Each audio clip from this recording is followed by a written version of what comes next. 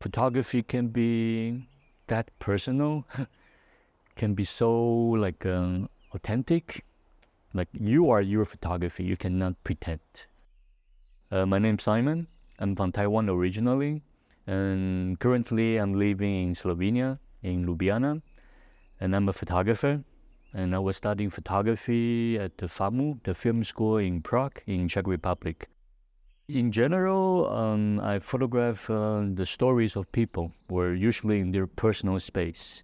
And to be honest, and it's caused me a bit trouble during my residency here. Not trouble, but it's like I have to go somewhere to meet the stories.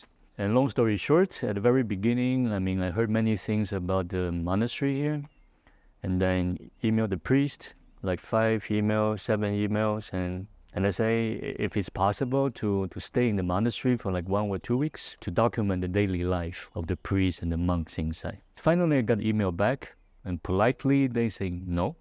They say, if you want, we can send you the pictures. And respect that. And then I started to do some research. I want to meet some special people and stories which intrigue me. I contact this festival, this La Masse, and I just don't want to photograph just the festival, the activities. I want to meet and talk to people and to see the preparation and, how much they are devoted into these traditions and this amazing festival. And then they put me into contact with some gentleman who's in charge of this giants, and someone who's in charge of this Korofok, these fireworks, right? And then this human tower, this Castellet. And I followed them from the close distance during the preparation before they went for the performance. And it was really touching experience. So I started to meet those groups during the La Masse. And then I started to do some research about the drag queens, which I've been working on the story in Slovenia for 2 years so far. And surprisingly, I found a long list, of the cafes or clubs, and they have these drag performers and drag queens, different groups, and so on. And then I emailed one of them, and just by chance, they had the performance that weekend. They said, just come. So I spent like 3 days, 3 nights with them, and then I found myself this circus in Badalona, and I spent like 4 or 5 days and visiting them like every day. So I'm making myself like my Barcelona diary, and just by coincidence, and those people I contacted here in Barcelona, and those are the projects which I've been doing over the years. For example, the circus, I've been photographing the circus in Prague, in Czech.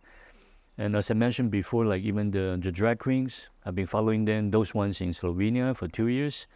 So I was excited to see the difference or how much they have in common. I feel like I'm a tailor. It's like I'm playing with the puzzles. And as we talk over there, it's like playing with the puzzles, right? From different cities, the material from different cities, from different period of time, right? And then you're also like a conductor. Each picture becomes like a note, like a musical note. Some of them like heavier, and some of them like lighter than the others, and you got to arrange this coherence, your narrative, and your sequencing. At times you create a surprise for your viewers, and sometimes you go deeper, and then you go back, and so on. I think this is advantage of CanSerrat. You have different locations you can work, and it's totally peaceful. It's kind of isolated from reality. Here's it's like a meditation. You enter the zone. Right, and you started to do the sewing, how you sew your stories together, right? It might become like something very different in the end, comparing how I feel when I was collecting the material. At the beginning, I went there to meet the story, to meet the people, and I don't think, I feel, right? But at this moment, I got to be really strict even to myself. It's like in order to complete a bigger message, to make it meaningful, and make it personal, for me, it's like I enjoy both phases. The moment I photograph, I'm totally like emotional. I try to forget about myself as if I wasn't there. I let the story come to me. But once I'm doing the editing, I got to step back, as if those pictures are not taken by me. And then I see as a story or as a final like format, and then to try to, like reassemble this puzzle of images and stories. For me, I always enjoy this challenge, but it's never easy to edit your own pictures. I still consider I'm based here in CanSerrat since August. And although a few weekends, I traveled to Barcelona, the city, and I spent my 3-4 days there. The first thing I came back, the next morning, I went for jogging to the mountain. And the first moment I saw the mountain, and I say, hey, thank you, mountain. it gives me like a comfort. You feel like you're embraced by this very special environment and the nature, and it's totally magical. And this time I also brought my film camera, the medium format, is Hasselblad 6x6 on tripod. And that's what I sometimes do, like I photograph the stories of people, mostly. And then at times, and I just, brought my tripod and this 6x6 medium format camera because it's really slow. I cannot rush. At the moment I photograph people, I use 35mm snapshot.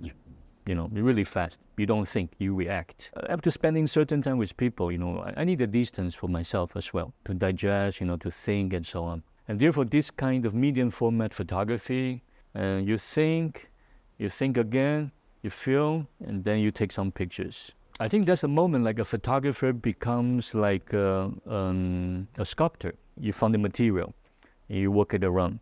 You're thinking, how this thing or this scene would look like in a photography, right? And then you put on the tripod, and you check the light, you check your feeling and so on, and then it slows you down. In general, if you got certain things too easy, you don't know how to appreciate it. You have to walk, you have to sweat, you have to spend time, and you have to go through a certain process, and then how it tastes like. And hopefully this taste will go into your photography. I think I'm thankful to have this opportunity to come here, to meet all those interesting people, and to have quite some time for myself. And then from time to time to go to Barcelona to meet the stories and to dive into the story and come back and to enjoy being surrounded by the magical nature.